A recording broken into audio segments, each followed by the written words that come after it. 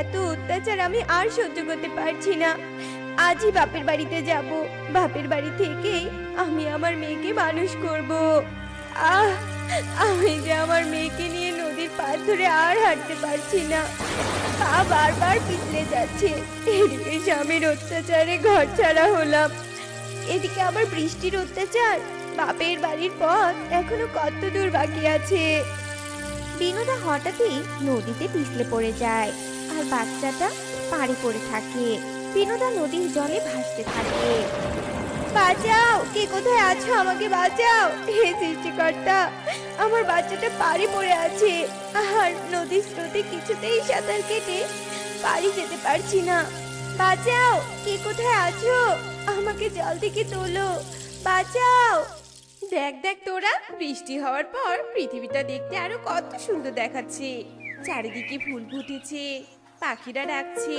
বাহ, ঠিক সময়ে আমরা 4 বোন পৃথিবীতে ঘুরতে এসেছি। আমার তো ভীষণ মজা লাগছে রে। ঠিক বলেছিস অনিতা পরি। শোন, আমি এক গোপন সূত্রে জানতে পেরেছি, এই যে গ্রামের উপর দিয়ে উঠছি আমরা না, সেই গ্রামের পাশে একটা নদী আছে। সেই নদী দেখতে নাকি ভীষণ সুন্দর। চল না, চল না সবাই নদীর ঘাটে যাই। সত্যি বলছিস? তবে চল ওই নদীর ঘাটে গিয়ে আমরা সৌন্দর্য উপভোগ করি।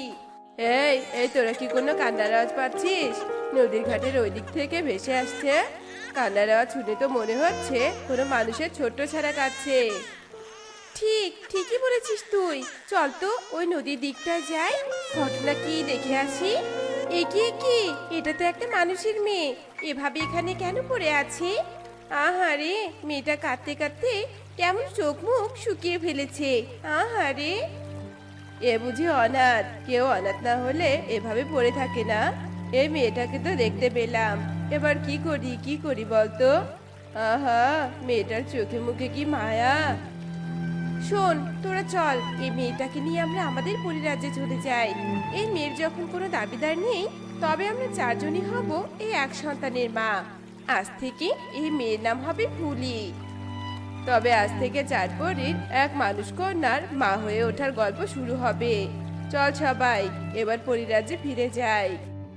এরপর 4 পরী মিলে কন্যা সন্তানটিকে নিয়ে পরিরাজ্যে ফিরে যায়। আর এভাবেই দেখতে দেখতে 5 বছর কেটে যায়।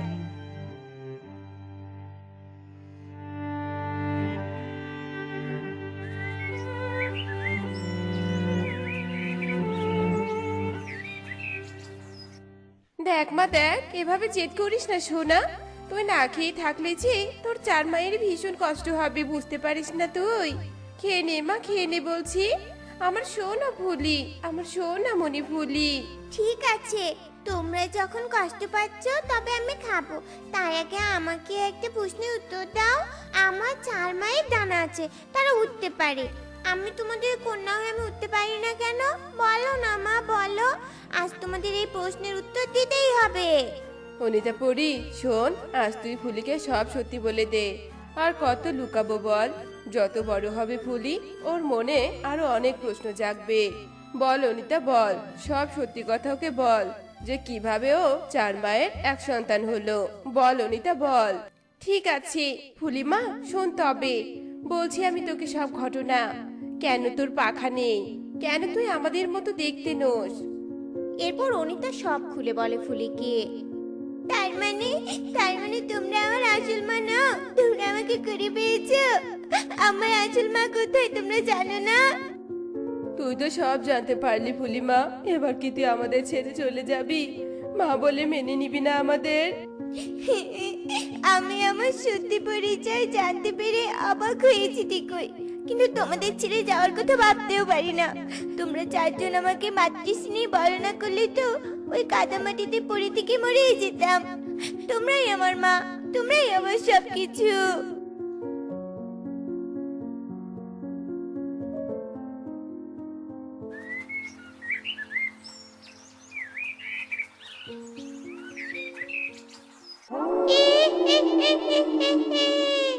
আমার 100 বছরের ধ্যান পূরণ হয়ে গেছে। আমি অধিক শক্তিশালী হয়ে গেছি। পরীরা আমার আর কোনো ক্ষতি করতে পারবে না। আমি এখন পুরো পরিরাজ্য দখল করতে পারবো। ওই 4 পরীকে হারিয়ে তোরা তৈরি থাক, পরীরা তৈরি থাক তোরা, আমি আসছি।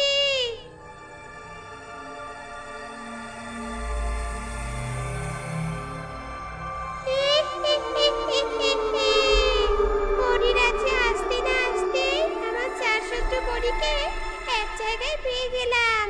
বাবা, পিচাসিনী মাতাজি আমার উপর বড়ই দয়াবান হয়েছে। আজ তোদের চারজনকে মেরে পরীরাজ্য দখল করব আমি। এ কি ডাইনি, তুই তুই আবার এসেছিস এই পরীরাজ্য দখলের লোভে? একবার আমাদের হাতে মার খেয়ে তোর শিক্ষা হয়নি বুঝি? দাঁড়া, আবার তোকে উচিত শিক্ষা দিব, বুঝেছিস?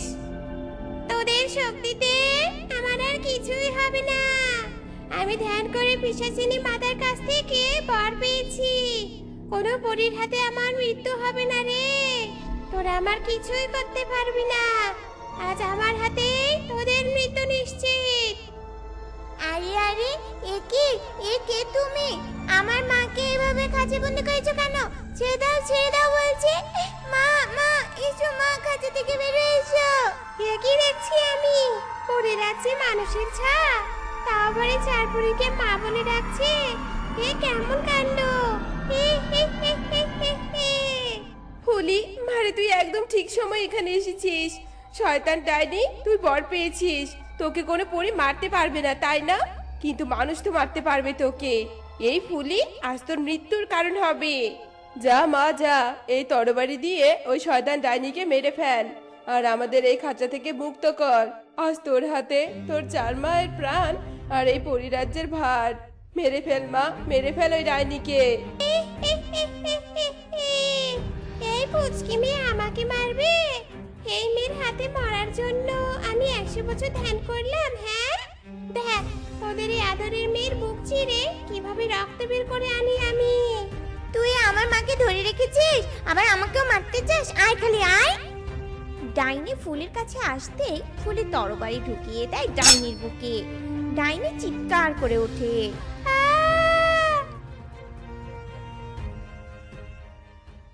ভাগ্যিস আজ তুই আমাদের কাছে ছিলি রে বা, তা না হলে আজ যে কি অবস্থা হতো আমাদের। তোমরা যে আমার মা, তোমাদের কোনো বিপদ হলে আমি এভাবেই তোমাদের রক্ষা করব। তোমরা চার মা যে এক সন্তানের শক্তির উৎস। জানিস তো দাদা, এভাবে নৌকায় ঘুরতে আমার খুব ভালো লাগে রে। দাদা, তুই আমাকে আরেকটু সামনে নিয়ে যা না। বিনার কথা মতো সুজন নৌকা বেয়ে যেতে থাকে। আর কিছু দূর যেতেই দেখে একটা গাছে দোলনায় একটা মেয়ে দুলছে। কি কাণ্ড! আস্তে আস্তে তো আমরা ওই রাক্ষসীটার কাছে চলে এলাম।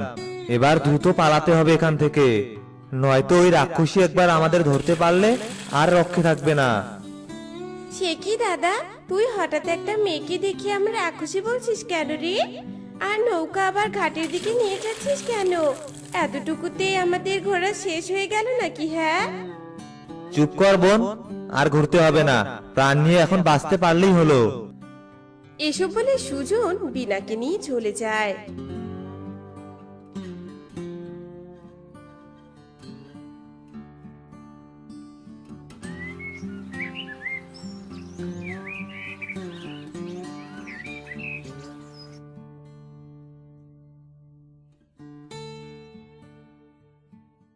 একি তুমি? সেদিন না তুমি আমাকে দেখে পালিয়ে গেলে, তবে আজ আবার এসেছো যে? আমি তো পালাইনি গো, আমার দাদা আমাকে জোর করে নিয়ে গিয়েছিল। কিন্তু আমি তো তোমার কথা কিছুতেই বলতে পারছিলাম না। তোমার সম্পর্কে জানার বড় ইচ্ছে আমার। তুমি এই জলের মধ্যে এই দোলনায় এলে কি করে? তোমার আসল পরিচয় বলো। জানতে চাও আমার পরিচয়? তবে দেখো, এই হলো আমার আসল পরিচয়। আমি একটা পরী, আর পরী বলেই আমি কোনো নৌকা ছাড়াই এই ঝিলের মধ্যে দোলনাতে আসতে পারি, বুঝেছো? ও, তবে তুমি রাক্ষসী নাও? তুমি একটা পরী?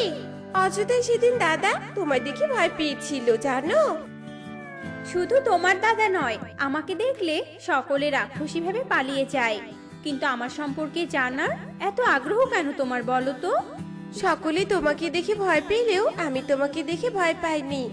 কারণ তোমার মতো এত সুন্দরী মেয়ে রাক্ষসী কিছুতেই হতে পারে না। কিন্তু তুমি এখানে বসে থাকো কেন, বলো না পরী? সে তো অনেক বড় ঘটনা, শুনবে তুমি? তবে শোনো। কি কাণ্ড! এই গাভীটা এখানে পড়ে আছে কেন? আর গাভীর শরীরও তো ক্ষত বিক্ষত হয়ে গেছে। এই গাভীর কি কোনো মালিক নেই নাকি? না গো, আমার কোনো মালিক নেই। আমি যে বড্ড অসহায় একটা গাভী, তাই তো আজ আমার এই অবস্থা। আহারে, তোর কথা শুনে বড্ড খারাপ লাগলো। তবে তুই ভাবিস না, আমি তোকে নিয়ে যাব, তোর দেখভাল আমিই করব। এরপর আমি নতুন মালিক পেয়ে আমি মালিকের সাথে যাই, আর মালিক আমার ক্ষততে ঔষধ লাগিয়ে সুস্থ করে তোলে। আর মালিক বেশ আদর যত্নে আমার লালন পালন করতে থাকে। এরপর হঠাৎ একদিন, লালপরি, তুমি গাভী হয়ে এখানে আছো? আর আমি কতদিন ধরে তোমাকে খুঁজে বেড়াচ্ছি। এ কি, আপনি কে? আর এখানে আবার আপনি লালপরীকে কোথায় পেলেন? এটা তো আমার কুড়িয়ে পাওয়া গাভী। আপনি পাগল হয়েছেন নাকি? আমি মোটেও পাগল হইনি। আমি হলাম রানী পরী, আর তোমার কুড়িয়ে পাওয়া গাভীটাই লাল পরী। আর আমি এক্ষুনি সেটা প্রমাণ করছি, দাঁড়াও। এরপর রানী পরী জাদু করে আমায় গাভী থেকে লাল পরীতে পরিণত করে দেয়। আর আমায় দেখে তো আমার মালিকের চোখ কপালে উঠে যায়। এসব আমি কি দেখছি? আমার কুড়িয়ে পাওয়া গাভী সত্যিই একটা পরী, কিন্তু পরী এমন গাভী হয়েছিল কি করে? আমি তোমায় সবটা বুঝিয়ে বলছি মালিক। আমি পৃথিবী ভ্রমণে এসে এক শয়তান রাক্ষসীর কবলে পড়েছিলাম, আর রাক্ষসী আমায় ক্ষত বিক্ষত করে গাভী বানিয়ে রেখেছিল। আর আমি আমার জাদু শক্তিও হারিয়ে ফেলেছিলাম। আর যদি রানীমা আমার রূপ না ফেরাতো, তবে আমি চিরকাল এমন গাভী হয়ে থাকতাম। সেসব কথা থাক, লালপরি, ওই রাক্ষসীকে আমি ভস্ম করে দিয়েছি। এবার তুমি পরিরাজ্যে ফিরে চলো। পরিরাজ্যে তোমার যে ভীষণ দরকার। তবে এবার আমি চলি মালিক, কথা দিচ্ছি আমি তোমার সাথে দেখা করতে আসব। এরপর আমি রানীমার সাথে চলে যাই, কিন্তু পরিরাজ্যে ফিরে নানা কাজে ব্যস্ত ছিলাম, তাই দীর্ঘদিন আর মালিকের খোঁজ খবর নিতে আসতে পারিনি। অবশেষে আমি যখন এলাম, তখন এই গাছটা ছাড়ার কিছুই অবশিষ্ট পাইনি। আসলে আমি মালিকের সাথে থাকতে এই গাছটার গোড়ায় বাঁধা থাকতাম, তাই এই গাছটা আমি ভুলতে পারিনি। আর মালিককে না পেয়ে আমি এই গাছে জাদু বলে আমি দোলনাটা তৈরি করেছি। এখন সুযোগ পেলেই আমি এই দোলনায় এসে বসে থাকি, কিন্তু মালিকের সাথে আমার আর দেখা হয় না গো। আহারে, তবে তুমি ভেবো না পরি, আমি যখন তোমার কথা একবার শুনেছি, এর বিহিত আমি করবই করব। এরপর বিনা নৌকা নিয়ে চলে যায়।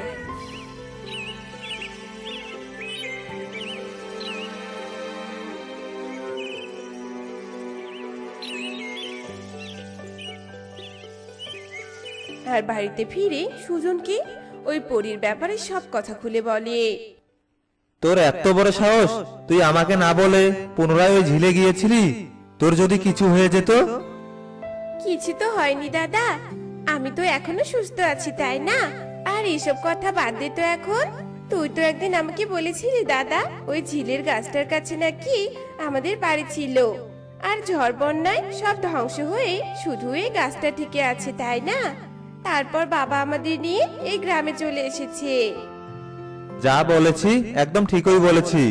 আর তোর কথা শুনে মনে হচ্ছে ওই পরীকে গাভী অবস্থায় আমাদের বাবাই লালন পালন করেছে। আমারও তাই মনে হচ্ছে দাদা। তবে দাদা, আর দেরি নয়, আমরা এক্ষুনি ওই পরীর কাছে যাব। আর তার আগে চল, ঘর থেকে বাবার ছবিটা নেই।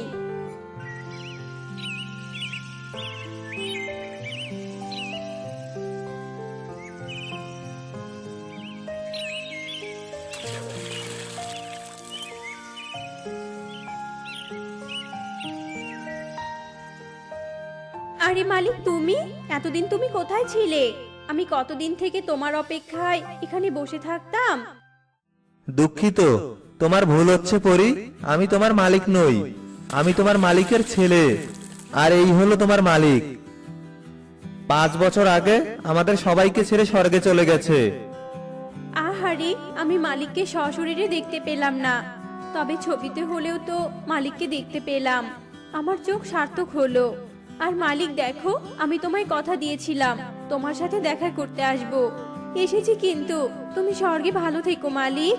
তুমি ছিলে বলে আজ আমি আমার মালিককে পুনরায় দেখতে পেলাম। আর তোমরা যে আমার মালিকের সন্তান তাও জানতে পারলাম। তবে আর কোনো চিন্তা নেই, এখন থেকে আমি মাঝে মাঝেই তোমাদের সাথে দেখা করতে আসব। তোমাদের সব প্রয়োজন মেটাবো, কোনো বিপদ ছুঁতে পারবে না তোমাদের। তবে এবার আসি, আমি চললাম। এ কথা বলে লালপরি চলে যায়।